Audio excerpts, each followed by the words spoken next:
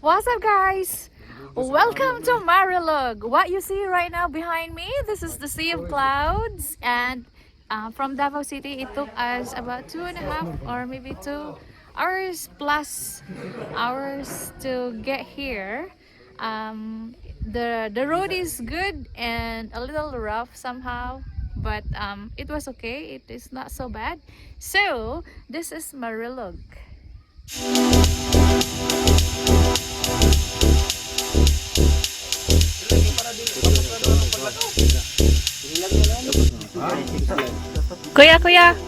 Kuya, how many seaters? How many people can we sit here? 6 people. Eight. Wow.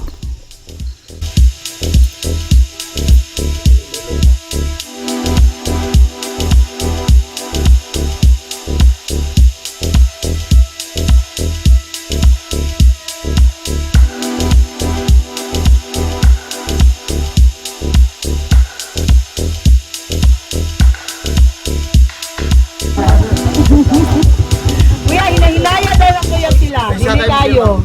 Tindog mong duha, ma'am. Ikaw, ma'am, tindog, ma'am. Para makuha mo picture. Tindog, tindog, ma'am. Tindog.